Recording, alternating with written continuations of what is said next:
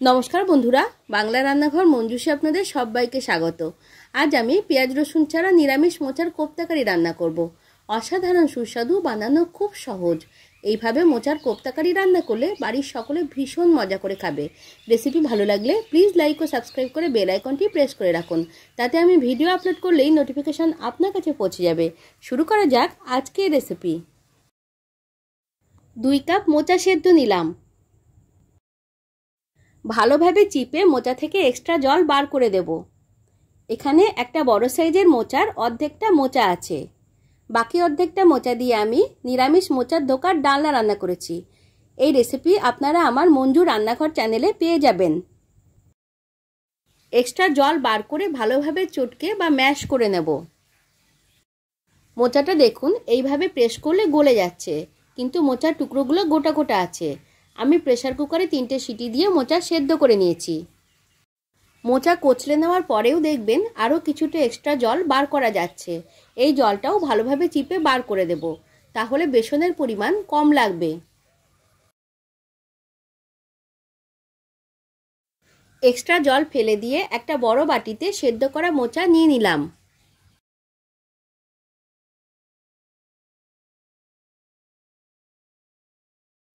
Half table চামচ roasted হিং দিচ্ছি।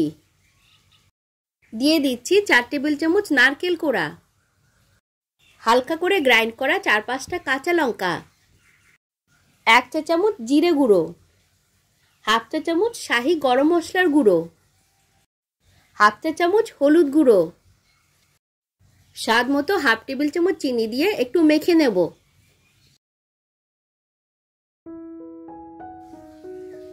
এইবার একটা বড় সাইজের আলু সেদ্ধ দিয়ে ভালোভাবে চটকে মেখে নেব।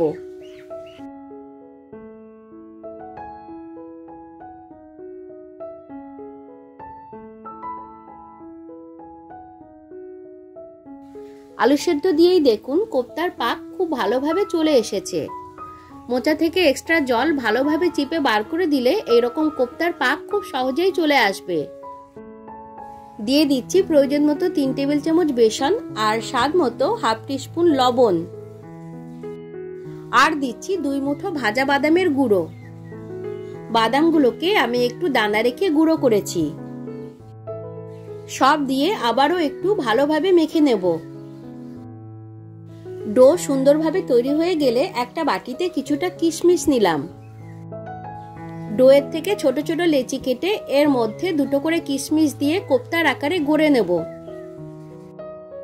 2 হাতের সাহায্যে নাড়ুর মতো পাক দিয়ে দিয়ে আমি গোলাকৃতি শেপে কোপ্তাগুলোকে গড়ে নিচ্ছি।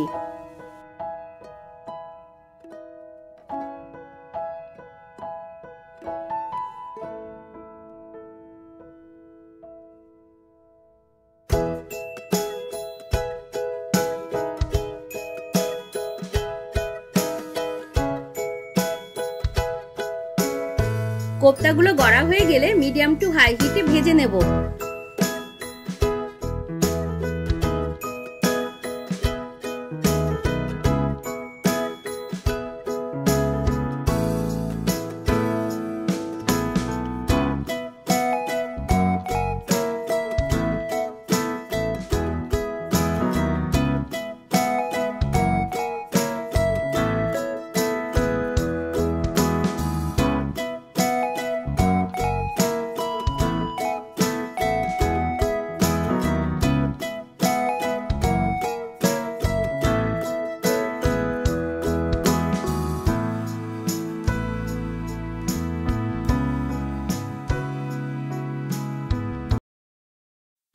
এবার ওই কোপ্তা ভাজার তেলেই হাফ টিস্পুন 5 ফোড়ন, শুকনো লঙ্কা আর তেজপাতা ফোড়ন দিলাম।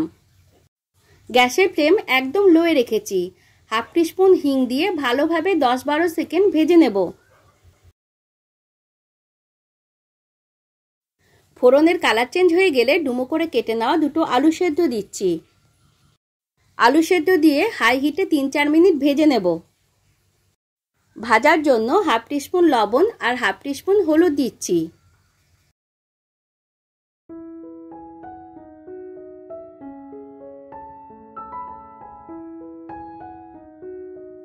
আলু কড়া করে ভাজা হয়ে গেলে 1 চা চামচ আদা বাটা দিলাম। দিয়ে দিচ্ছি হাফ টিস্পুন জিরে গুঁড়ো, হাফ টিস্পুন ধনে গুঁড়ো। মিডিয়াম হিটে মশলা 1 মিনিট ভেজে নেব। মশলা ভেজে তেল বেরিয়ে আসলে পরে একটা মাঝারি সাইজের টমেটো আর স্বাদ মতো 4টে কাঁচা লঙ্কা বাটা দিলাম। সুন্দর কালারের জন্য হাফ চা চামচ লাল লঙ্কার গুঁড়ো আর 1 চা চামচ হলুদ গুঁড়ো। সব দিয়ে মশলা আরো একটু ভালোভাবে কষে নেব।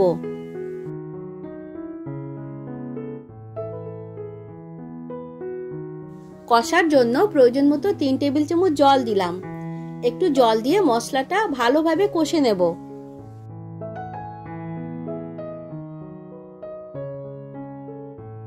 মশলা কষে তেল বেরিয়ে আসতে শুরু করলে হাফ টিস্পুন বেসন দিলাম।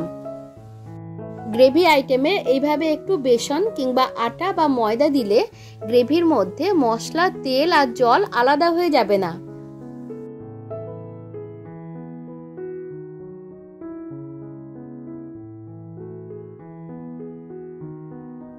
সব ভালোভাবে কষে নিয়ে গ্রেভির জন্য জল দিচ্ছি।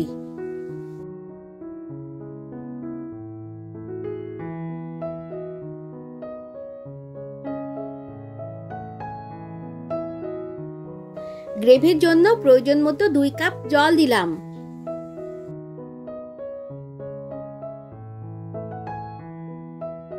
স্বাদ মতো হাফ টিস্পুন চিনি দিয়ে গ্রেভি 3-4 মিনিট জাল দিয়ে নেব।